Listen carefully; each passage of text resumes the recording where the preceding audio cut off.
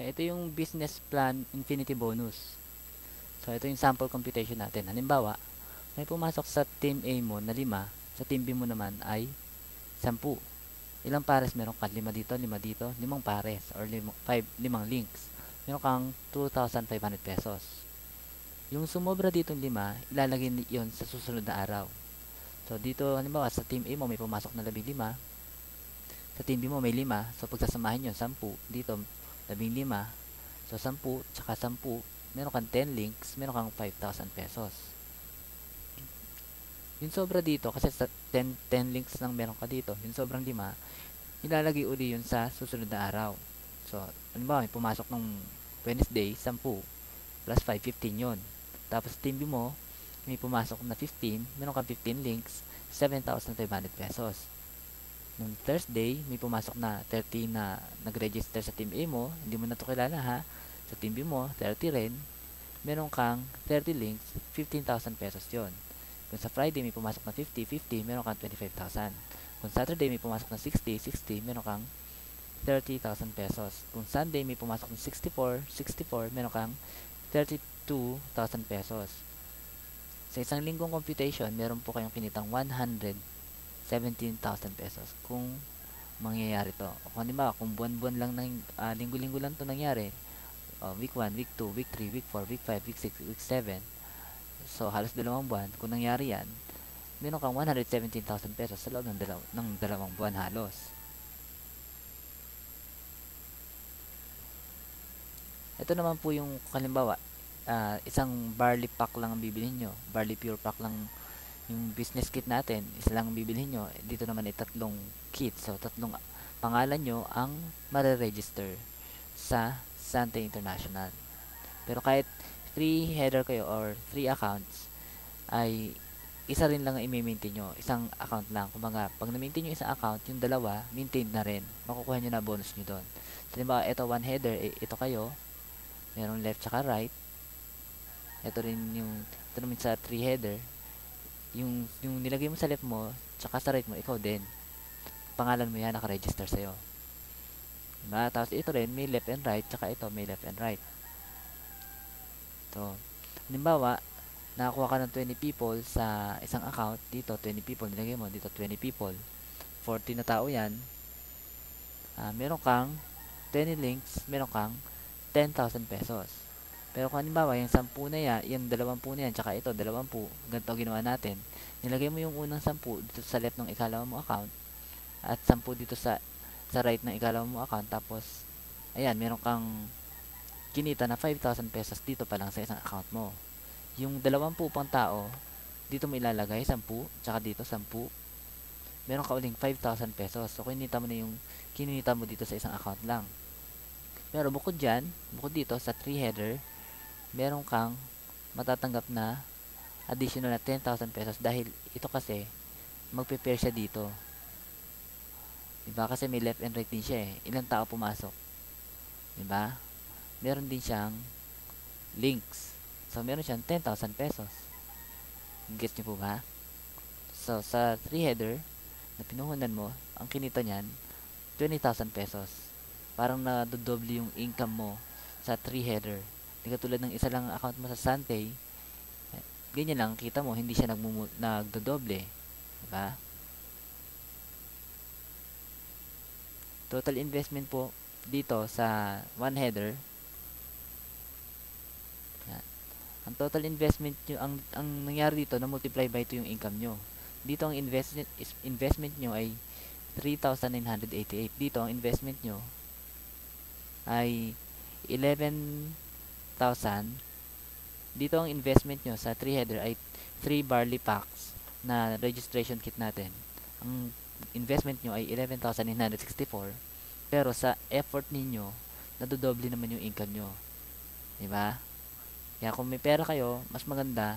Tapos may ginagastusan kayong diabetic na ama or or tsuhin or loved ones or diabetic ka, bumibili ka rin lang naman ng barley para ma-maintain yung health mo kaysa naman synthetic drugs, di ba, na eventually after a few years nalalagdagan yung sakit mo. Dito ka na sa barley, may negosyo ka na, tapos malakas ka pa, malusog ka pa. Ito naman yung uni-level residual income natin sa Sante. So, pagpapalagay natin dahil para makuha yung commission ng isang tao sa mga benta ng downlines niya or binili ng downlines niya dahil nagustuhan nila yung barley para sa diabetes nila, sa high blood, or kung ano pa man, or binibili nila yung loved ones nila ng barley para makita nilang malakas to, or bumibili sila ng barley dahil prevention is better than cure, ginagawa nila. So, pagpapalagay natin, bumibili sila ng pure barley juice na isa kada isang buwan, bawat isang tao. So, halimbawa, ikaw, nakarecruit ka na ng dalawa. So, hanggang 5th level, meron kang income. Sa tuwing bibili sila ng pure barley juice. Yan. So, sa first level mo, kung isa bumili ng pure barley juice, meron kang 40 pesos.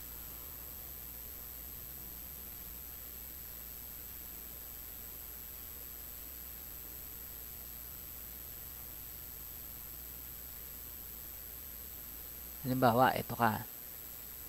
Sa unang level mo,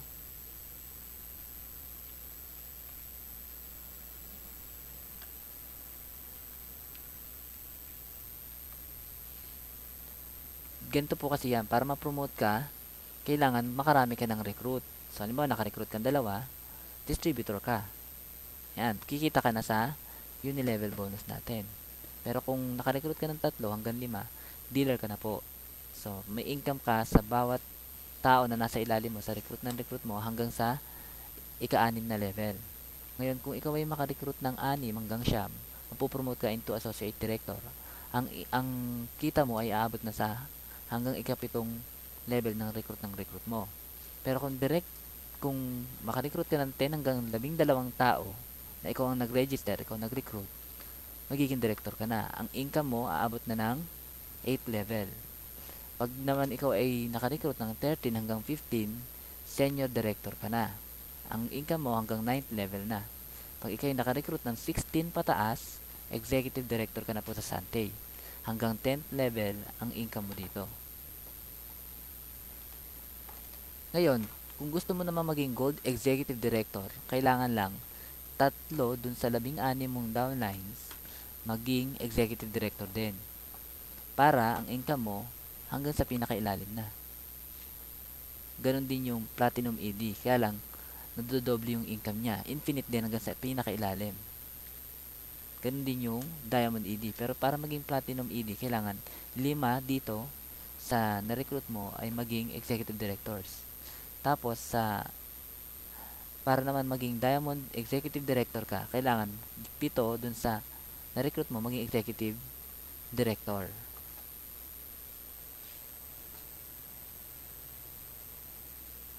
So, ito, halimbawa, sa first level mo, may na-recruit kang 5. Diba? Sila, bumili ng tig 100 barley points. So, sa bawat 100 barley points, meron kang 40 pesos. 5 sila. Diba? Tatandaan nyo ba? Ito po yun, no? Sabi, 40 pesos sa first level mo. Second level mo, 60 pesos. Third level mo, 20 pesos. Ganyan po yan. Sa per 100 barley points po yun, ha? So, yan. Dito, 40 pesos ang rate mo. Bawat isang 100 barley points. Meron kang 200. Yung 5, kumuha rin din sila ng tigli 5. Kaya, bumili sila ng tig 100 barley points. Meron 2,500 barley points. Isang 100 barley points, meron kang 60 pesos. Times 25 ng 2,500 barley points. Meron kang 1,500 pesos.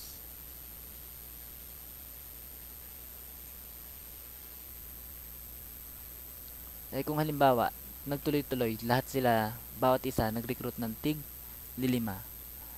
5 ka pa lang. Hindi kumaga 5 parang ang na-recruit mo dito. So, hanggang saan ka pa lang? Hanggang 6th level ka pa lang. Pero, kung tutuusin natin, dito, hanggang 10th level, ang income mo ay 478 million pesos. Pero kung sabihin natin, 10% lang nangyari, so meron kang 47 million pesos.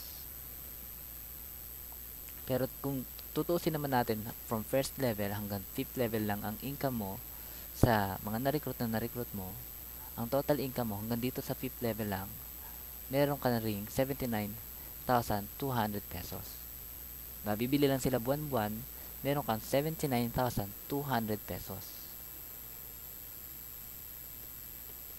Kung hanggang 6th level naman ang tutuusin natin, ang kukumputin natin, meron kang total na income na 704,700 pesos sa isang buwan. Kung lahat sila ay bibili ng 100 barley points. Kung hindi man sila lahat ay bumili, halimbawa, 50% ng tao dito sa first hanggang 6th level mo bumili, meron kang 350,000 pesos. Di na masama. Diba?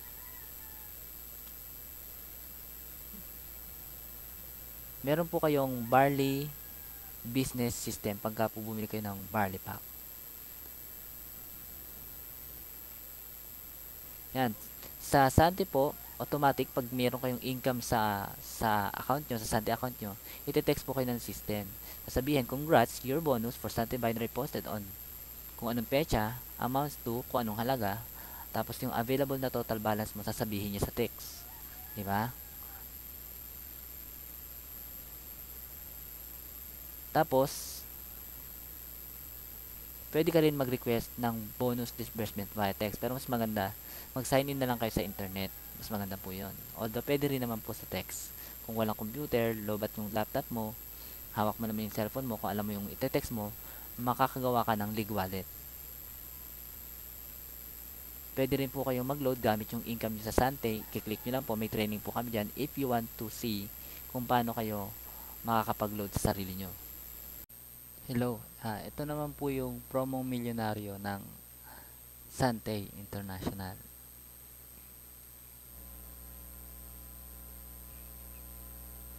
Ito po yung mga company incentive natin. May car, may house, may travel incentive. Ito po yung tinatawag na promong milyonaryo. So, halimbawa, magkaroon po kayo ng 100 pairs or links. Meron po kayong free Canon Digicam.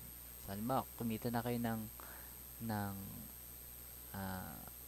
50,000 pesos sa 100 pairs, meron pa kayong free Digicam.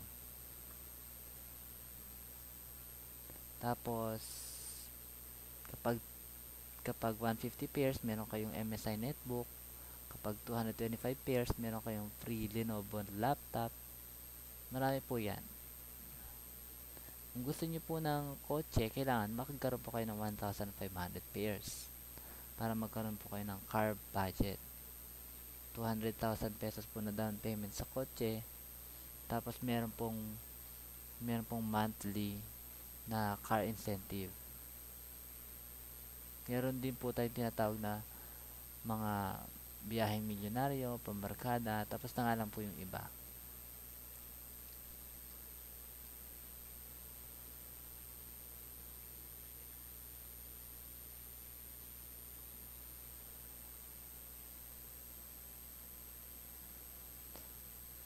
So, kung magkaroon ka ng group volume na 2,500 barley points, isang point po yon para makasama ka sa biyaheng milyonaryo. So, tsaka isang direct referral mo na franchisee na nag-franchise, isang barley point po yon para sa biyaheng pambarkada or milyonaryo. Kung kung magkaroon ka naman ng direct referral na branch operator, meron kang 10 barley points na biyaheng pambarkada points.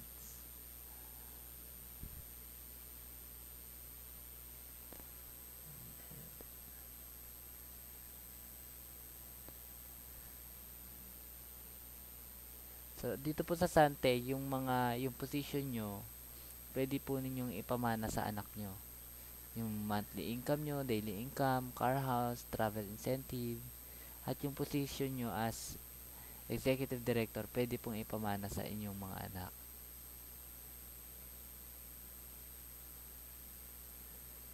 Yan. So, ito kayo, nalipat yung mga downline nyo sa inyong anak or successor.